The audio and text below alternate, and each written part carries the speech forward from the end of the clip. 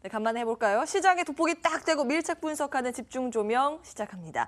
위즈인베스트 김영철 팀장 함께하죠. 안녕하세요. 네, 안녕하십니까. 네, 한 주 건너뛰고 예. 뵙네요. 어떻게 잘 지내셨어요? 네, 잘 지냈는데 일단은 뭐 시장의 변동성이 좀 크게 확대가 됐고 다행히 이제 뭐 금요일장에 좀 매수세가 좀 들어왔기 때문에 그나마 뭐 시장 측면에서는 다행이다라고 이제 뭐 생각을 하고 있습니다. 그러게 말이에요. 지난 한 주에 투자자분들께서 참 대응하기 힘드셨겠구나 싶은 시장의 상황이 연출이 됐는데요. 근데 종목별로 보면요. SK하이닉스, 휠라코리아, 삼성, SDI 등 그러니까 업종을 대표하거나 실적 전망이 밝은 기업들은요. 검은 목요일 충격 발생 전보다 오히려 가격이 높아졌습니다. 지수에 대한 기대를 갖기 어려운 증시라고는 하지만 과연 피신할 곳이 있는가 그에 대한 고민 오늘 좀 해볼 텐데요. 자, 먼저 지난 한 주 동안 외국인들은 어떤 종목을 집중적으로 매수했는지 들여다볼까요? 사실 이제 뭐 외국인들이 지난주 내내 이제 뭐 매도를 하다가 너무 많이 금요일장에 매도하더라고요. 일단은 매수가 좀 들어왔기 때문에 예. 금요일 하루 거래일에 외국인들이 좀 집중적으로 매수한 종목들이 매수 상위에 좀 많이 들어왔는데요. 일단은 거래소 같은 경우에 SK 하이닉스, 그다음에 이제 코덱스 코스닥 150 선물 그리고 코덱스 200 그리고 네이버, 현대건설 순으로 순매수가 들어왔고요. 그다음에 코스닥에서는 대아TI, 녹십자셀, 서울옥션, 아프리카TV 그리고 GS홈쇼핑 순으로 순매수가 좀 들어왔습니다. 먼저 요거 질문 좀 드릴게요. 일단 뭐 목요일장을 비롯해서 지난 한 주 동안 외국인들이 굉장히 많이 빠져나갔거든요. 그에 대한 진단 또 어떻게 하시는지요? 일단은 뭐 외국인들 수급 자체는 뭐 우리나라만 지금 그렇게 움직이는 부분들이 예. 아니라 전반적으로 아시아 증시 쪽에서에 대한 비중이 줄어들면서 그에 따라서 이제 기계적으로 좀 매도가 나왔다라고 보시면 좋을 것 같고요.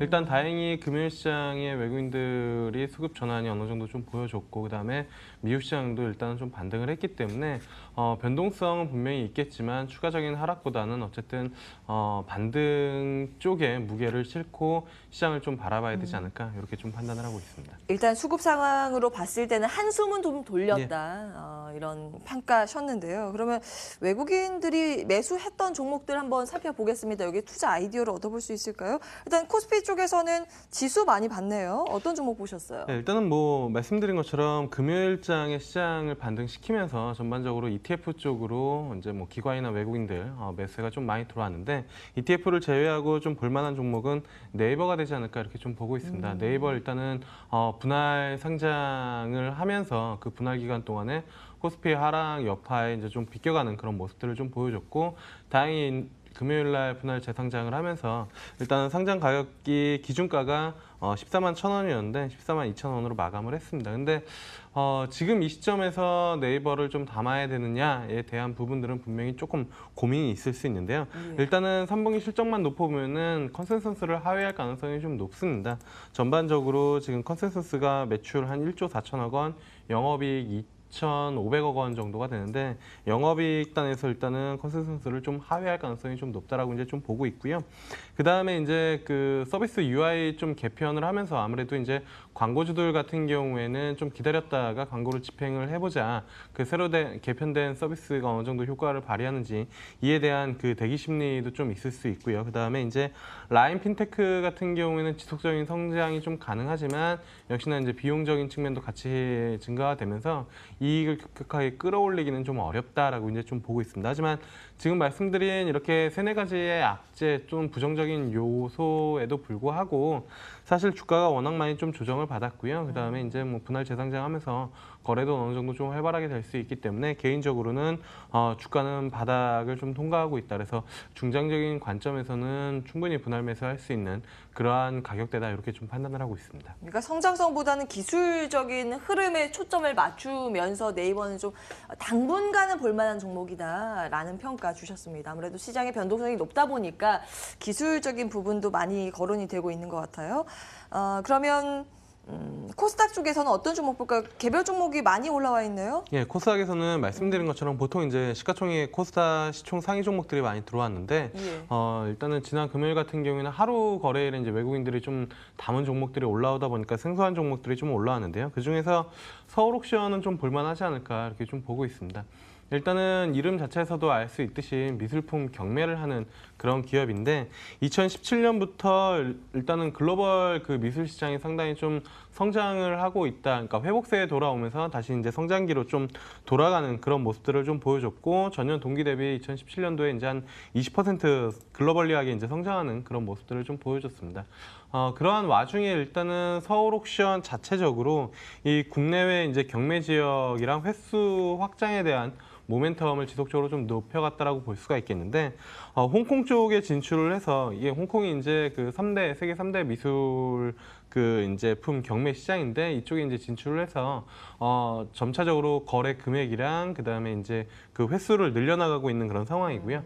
그다음에 국내 자체적으로는 서울 강남 쪽에다가 이제 그 경매 그 신사옥을 오픈을 하면서 이쪽에 대한 그 실질적인 경매 횟수 증가에 대한 기대감을 좀 가질 수가 있겠고요. 그다음에 사실 프린트 베이커리 같은 경우는 과거부터 이제 지속적으로 좀 나왔었던 그런 부분들인데 이쪽 그에서 그 사실 그림 자체가 워낙 비싸기 때문에 이 프린트 형식으로 해가지고 그림을 좀 널리 이제 좀 확장시키려는 그러한 부분들을 지속적으로 좀 해왔었고 이게 이제 서울 옥션 블루 프린트 베이커리 이쪽을 통해서 이제 지속적으로 좀 성장세가 나타나고 있기 때문에 사실 추가적인 모멘텀이 충분히 좀 발생이 될 수 있다라고 이제 좀 보고 있습니다. 근데 문제는 뭐냐면은 이 이슈가 이렇게 있으면서 주가가 그만큼 좀 많이 올랐었던 그런 부분들이 있거든요. 그래서 최근에 변동성도 확실히 좀 커졌고요. 단기 랠리 이후에 조정이 좀 크게 나타난 그런 부분들이 있는데 뭐 성장세를 본다라고 하면은 조정 시에는 좀 관심을 가져볼 만하다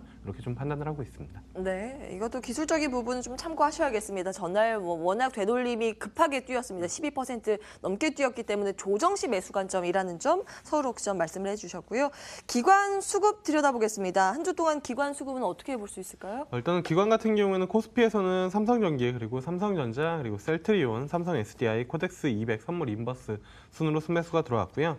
코스닥에서는 신라젠, 메이톡스, 셀트리온 헬스케어, 바이로메드, CJENM, HLB 순으로 순매수가 좀 들어왔습니다. 네, 굵직굵직한 그리고 대표 종목들이 많이 예. 거론이 되고 있는데 어떤 종목 주목하고 계세요? 일단 셀트리온이랑 메이톡스 봐야 될 것 같은데요. 일단 셀트리온 같은 경우에는 금요일 날 좋은 소식이 있었습니다. 그럼에도 불구하고 주가는 그에 화답하지 못하는 그런 모습들을 좀 보여줬는데 이게 이제 미국 FDA 승인 권고 의견을 획득을 했습니다. 만장일치로 획득을 했기 때문에 실질적으로 뭐 최종 승인을 획득했다라고 시장에서는 거의 평가를 하고 있고요.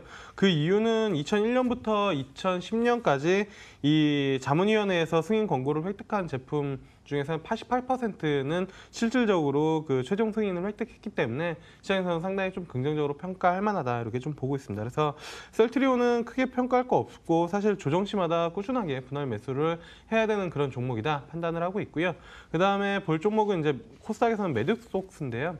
사실 주가가 지속적으로 좀 과도하게 하락을 했습니다. 뭐 여러 가지 원인이 있는데 중국 쪽 수출 감소에 대한 부분들 그리고 엘러간이 발표한 이슈들 그다음에 3분기 실적 이런 부분들이 작용을 하면서 주가가 좀 하락을 했는데 중국에 대한 기대감은 저는 충분히 좀 가져볼 만하다라고 보고 있습니다. 내년 일단은 5월, 6월 경에 이제 최종 시판 허가가 날 가능성이 좀 높기 때문에 그리고 주가 자체로도 본다라고 하면은 작년 3분기 때도 주가가 40만 원대까지 내려갔다가 이제 11월부터 시작된 코스닥 랠리 그 이후에 4분기 실적 이런 이슈들이 부각이 되면서 85만 원대까지 거의 2배 가까이 상승을 했는데 이번에도 이제 3분기 때 주가가 거의 바닥권을 찍고 4분기 그다음에 내년으로 갈수록 모멘텀이 증가되면서 주가는 충분히 좀 관심을 가져올 만한 그런 영역권에 들어가지 않았나 이렇게 좀 판단을 하고 있습니다. 네, 셀트리온, 메디톡스 긴 호흡을 가지고 보자라는 관점에서 말씀을 해주셨고 오늘 장 전략과 함께 유망주 공개를 해주셔야 되는데 이번 주 첫 거래일입니다. 어떤 전략 유효할까요? 일단은 금요일장에 일단은 우리나라 시장은 좀 선반영을 했다라고 이제 좀 보고 있고요. 미국 시장 올랐기 때문에 또 오르겠지, 강하게 상승하겠지에 대한 기대감보다는 일부 좀 많이 오른 종목에 대해서는 차익 실현이 좀 나올 수도 있다. 이렇게 좀 판단하시면 좋을 것 같고, 그다음에 변동성이 강한 시장이기 때문에 짧게 끊어치는 전략이 여전히 좀 유효한 시장. 이다 이렇게 좀 보시면 좋을 것 같습니다. 그리고 종목으로는 뭐 일전에도 말씀을 드렸었고 3분기 실적 나올 때도 말씀을 드려서 이제 상당히 좀 많이 올랐었던 그런 종목인데 휠라코리아입니다. 일단은 실적 발표 이후에도 주가가 랠리를 보여주는 경향을 분명히 3분기 때 좀 보여줬기 때문에 이번에도 실적 발표를 앞두고 충분히 좀 모멘텀이 있다라고 보고 있고요. 글로벌 쪽에서 브랜드 가치가 상승을 하고 있고 로열티 수입도 증가가 되고 있고 그다음에 한국이랑 미국 법인 모두 턴어라운드에 환율 효과까지 같이 좀 작용을 하고 있다라고 보시면 좋을 것 같습니다. 그래서 3분기 실적 본다라고 하면 충분히 지금 관점에서 접근이 가능하다. 그래서 목표가는 55,000원, 손절가는 4만 원 잡고 대응하시면 좋지 않을까 이렇게 좀 말씀을 드려보도록 하겠습니다. 또 의류주는 겨울을 참 좋아합니다. 매출이나 영업이익이 늘어나기 때문인데요. 그런 관점에서 또 가지고 오셨네요. 휠라코리아 오늘장 관심 종목 기억을 해주시기 바랍니다. 위즈인베스트 김영철 팀장과 함께했고요. 굿모닝 마켓워치도 여기에서 정리하겠습니다. 오늘 시장 어떤 대응 전략이 필요한지 구체적인 투자 전략 이어지는 출발 마켓원 1부에서 챙겨보시기 바랍니다. 지금까지 함께해 주신 여러분 고맙습니다.